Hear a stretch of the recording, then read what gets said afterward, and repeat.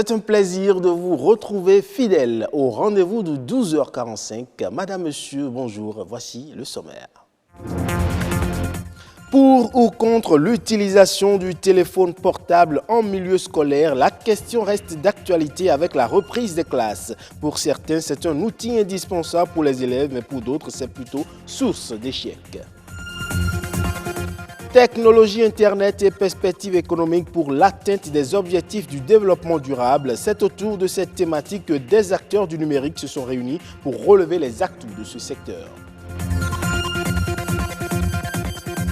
Le crowdfunding ou investissement participatif est un concept en vogue au Bénin, notamment dans plusieurs secteurs dans le monde culturel. Mais à quoi sert-il? On le saura tout à l'heure.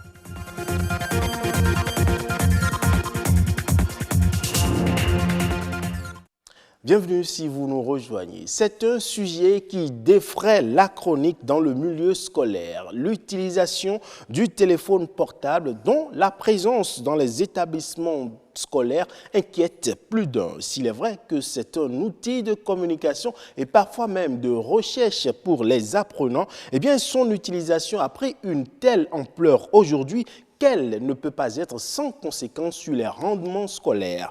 Utilisation des téléphones portables autorisés ou interdits en milieu scolaire, c'est un sujet de Samson Thiaumont et Arnaud Taboué. L'utilisation du téléphone portable en milieu scolaire prend de plus en plus d'ampleur. Des téléphones simples aux smartphones, le portable s'invite dans les salles de classe. Pourtant, son usage n'est souvent pas approuvé. L'utilisation du téléphone portable est une chose à proscrire dans le milieu scolaire. L'utilisation que les enfants en font aujourd'hui, ce n'est pas dans le sens de l'enseignement. Si c'est pour avoir les informations, par exemple sur l'Internet, et que c'est dit que c'est comme ça, ça va être, puisque les professeurs les envoient vers les recherches. Ils ont besoin d'utiliser ça, mais pas à l'école. Pas à l'école parce que ça risque de biaiser ce que nous avons instauré comme règle. Avec les révolutions technologiques et l'avènement des réseaux sociaux, le téléphone portable modifie les habitudes des apprenants. Son usage est chronophage. Aujourd'hui, avec l'avènement des réseaux sociaux, des outils comme Viber, Twitter, YouTube, Facebook, quand les enfants sont sur ces réseaux sociaux, ils ne savent pas s'arrêter. Lorsque les apprenants ont des téléphones et ils viennent en classe avec, l'apprenant se trouve beaucoup plus attiré, attaché à son téléphone qu'à ses cahiers, qu'à ses livres.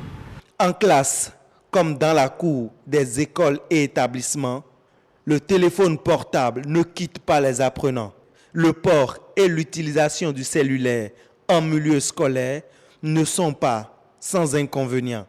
L'enfant qui utilise le téléphone portable n'a pas le temps d'écouter ce que le professeur lui dit. Les élèves ont accès à des informations, des données qui ne sont pas pour leur âge.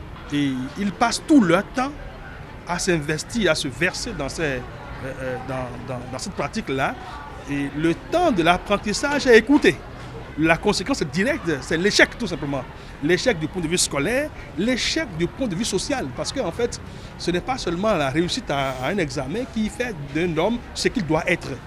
Le téléphone portable est un moyen de communication et de recherche. S'en servir, c'est bien.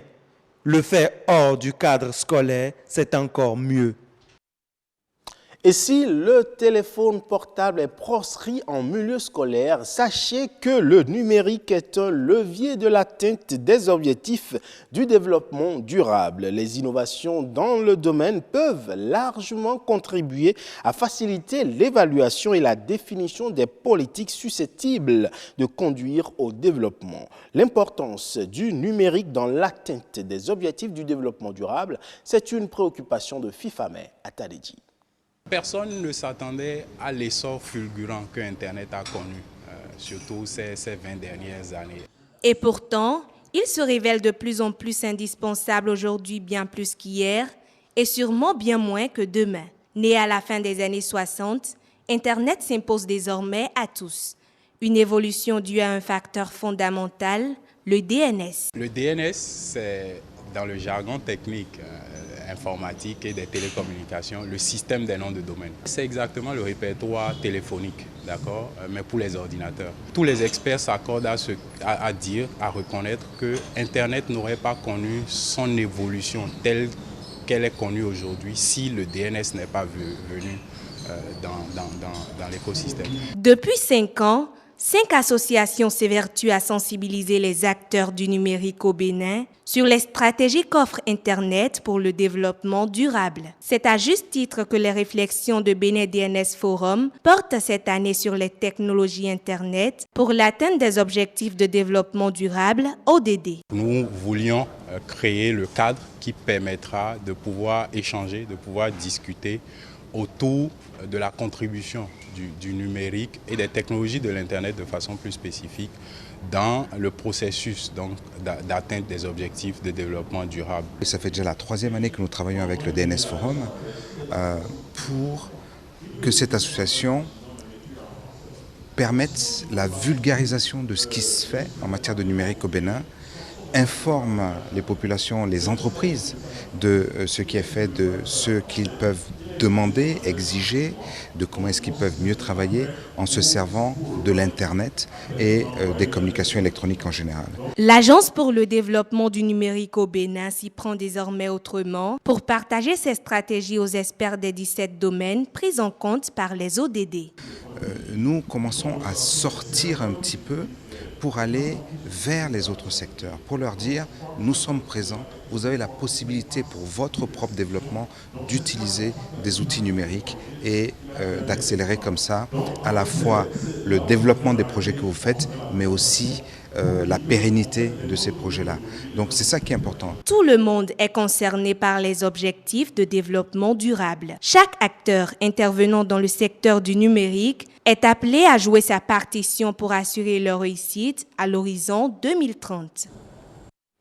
Parlons à présent du crowdfunding, entendez investissement participatif. Loin d'être l'apanage d'un seul secteur, eh bien le crowdfunding est de nos jours de plus en plus utilisé dans le secteur culturel. En effet, quand les projets peinent à trouver du financement, le crowdfunding apparaît comme étant la solution car permettant d'élargir le plan d'action et de recherche de financement des œuvres de plusieurs artistes. Kofi ATD nous éclaire sur le bien fondé du crowdfunding dans le secteur culturel. C'est qu'il existe un projet qui a besoin d'être financé, qui a besoin d'un appui financier et au lieu d'aller par exemple vers les guichets ou les interlocuteurs traditionnels, on décide de consulter plutôt le public, la grande masse, et de demander à ce que chacun puisse y contribuer à hauteur de ce qu'il a, afin de pouvoir constituer le budget qui permettra de réaliser le projet initial. Le crowdfunding est adapté à tous les secteurs d'activité, tout ce qui est lié aux nouveaux métiers, les médias et la culture, notamment ceux qui sont les plus innovants et qui collent à ce mode de levée de fonds. Il constitue une alternative au financement de la culture.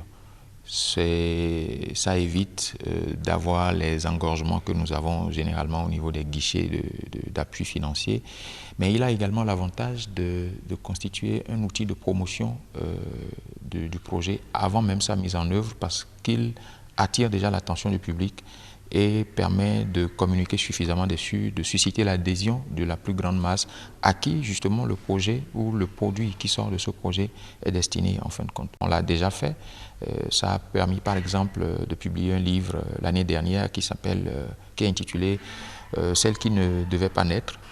Le projet est intitulé « Pour une poignée de gombo », donc un livre écrit par Sophie Adonan qui est actuellement en train d'être réalisé par un jeune réalisateur béninois. Tout dispositif qui appelle à la contribution à une levée de fonds publics doit bénéficier d'un regard bienveillant, attentif des pouvoirs publics parce qu'il peut y avoir des dérives, des gens peuvent porter des projets, et lever des fonds et puis ensuite disparaître. Donc il faut qu'on veille à l'encadrement de cette forme de financement de l'action culturelle dans notre pays.